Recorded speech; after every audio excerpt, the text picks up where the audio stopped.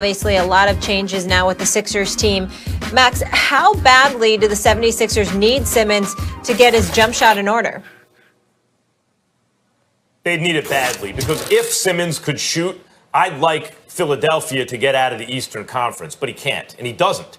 And guys, it's not even just shooting the three-point shot. I think a lot of people nowadays, they hear analytics and they think, well, that means free throws and three-point shots, right? And nothing else, no mid-range. It's just like in baseball when they heard sabermetrics years ago, Billy Beane, Moneyball, and they thought it means on-base percentage. It's not what it means. It means looking at playing efficiently. So how do you do that? Well, it depends what the rules are, how the game is being called, what kind of shots are contested, and by how much, right? They're giving Simmons a 15-footer in. If they're just going to give that to you, take it.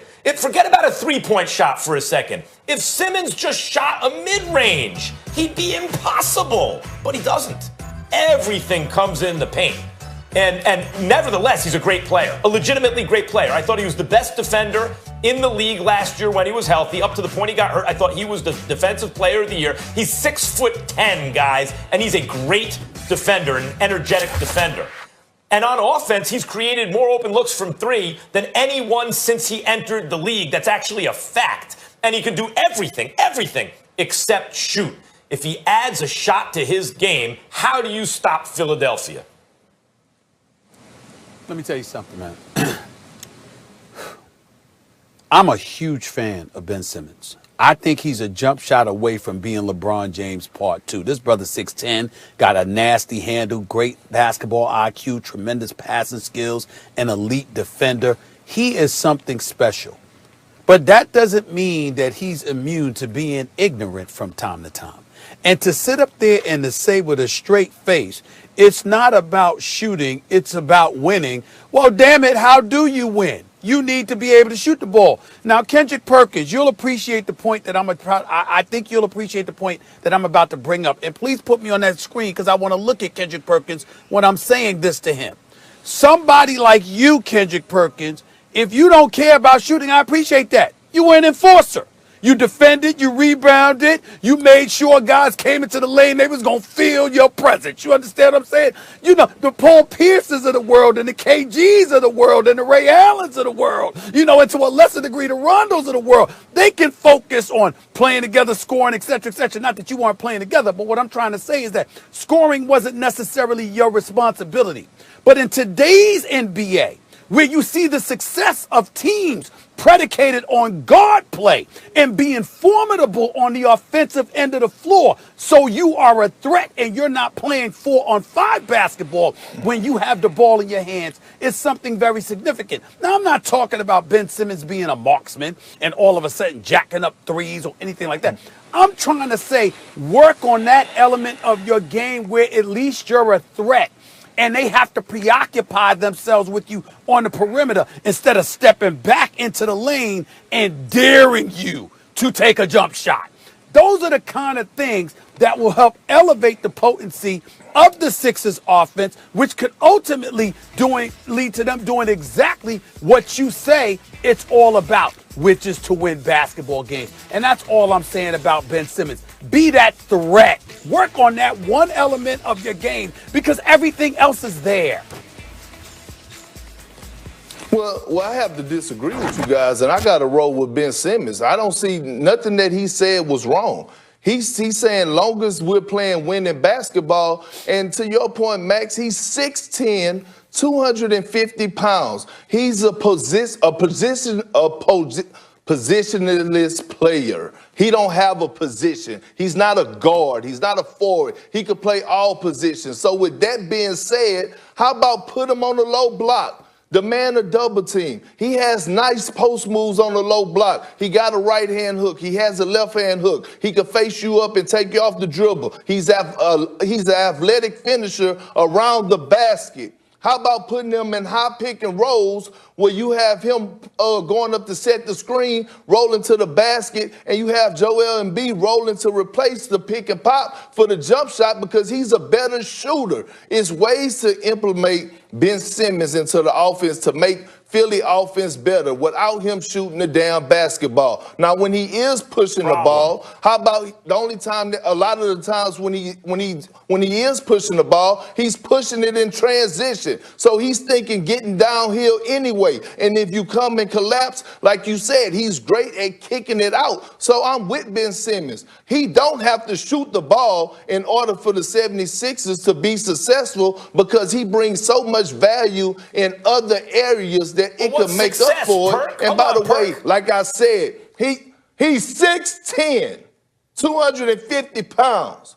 Put him on the block. He got nice post moves. If they come in double, kick it out. You got shooters around you now, and you just go from there. They have another guy who can do that named Joel Embiid. Here's the problem. He could do it, but do he want to do success? When you say they can have success, that's one thing. Of course, they're going to have success, but how do you measure success for a team with two transcendent players in their primes and a GM now like Morey who's surrounding them with shooting and efficient scoring and guys who can defend? Success should be a championship. They're not going to do it if Simmons doesn't shoot for one important reason. They will put him in the dunker spot, as they have in the playoffs. You want Simmons with the ball in his hand. And the problem is a guy with that kind of court vision, passing ability, handles at his size, everything. He's like a basketball genius. He needs the ball in his hands. You want the ball in his hands, but you can't put him in that position if he can't shoot at all in the playoffs when those paint points aren't so easy to come by. Well, listen, Max. You know what, Doc? Well, let me say this to him, KP, and then I'll give it to you. Number one, I get where you're coming from, Max. It's just hard to listen to you since you didn't even want Ben Simmons and Joel Embiid to coexist. But that's a different story for another day. What I would say to you, Kendrick Perkins, is this. Your basketball IQ is too high for you to sit up there and say what you just said when you consider the competition that he's going to have to go against. Miami, think about it. You picked Miami to beat Milwaukee, as did I. We both picked them to beat Milwaukee. Max did it, but you and I picked Miami to beat Milwaukee. Why did we make that selection? Because we saw the marksmen that they had all over the place. And we knew that shooting would neutralize whatever the Greek freak threw in their direction. When we fantasize about what Brooklyn's going to be, it's because of what they can do from the perimeter. So I'm saying to you, yeah, they're going to win their share of regular season games. They'll win 50-plus games. They'll get to the postseason. We get that. But when we talk about championship, KP, if Ben Simmons, and I know you're talking about him scoring in the post as opposed to the perimeter, but I'm thinking about the ball being in his hands, him being able to run that offense because his IQ is so high and his ball handling and passing skills are so sublime. I'm asking you, KP, are you telling me that if Ben Simmons doesn't develop a perimeter shot, it's not going to be that important to come out of the East? No, it's not. It's not. I watched Doc Rivers put Rajon Rondo in the position where early in his career he was just like Ben Simmons when we won the championship. He did not take jump shots. Doc had him. He would tell them, "Hey, if they sagging off of you, Rondo, take up the space and attack them still, and then drive it." Huh? No, he didn't. Not the first season. Not the first. No, not the first year that we won the championship. Doc used to have Rondo double flooding to on that team. Listen to what I'm saying, Max. Max, I get all that. I'm telling you what Doc did to make Rondo effective because they wasn't guarding him because he wasn't shooting the ball. What I'm saying was he used to have Rondo double flooding in the paint. I would duck in, then clear out, take a man with me, and Rondo would cut right in the middle of the paint and get an easy layup. Those are the type of things that Doc Rivers could draw up for Ben Simmons. That's what I'm trying to tell you, Max. And there's other ways to value and get the most out of him so that Philly could be successful without him worrying about taking a damn jump shot. Shake Milton's a nice player. If Simmons doesn't learn how to shoot at least the mid-range, Shake Milton will have the ball in his hands at the end of games, not Ben Simmons. Do you want that? Max, just because he has the ball in his hands don't mean it's his play. He could be orchestrating the damn offense, Max, without shooting the ball. He could Shake Milton could have the ball in his hands and be running the play for Joel Embiid or Ben Simmons. It's true. Guys, I'm being told we have to wrap. We have a guest waiting. I do want to mention, though, that he also said, Ben Simmons, that he's going to move in with Joel Embiid this season so they can get to know them better. Great. So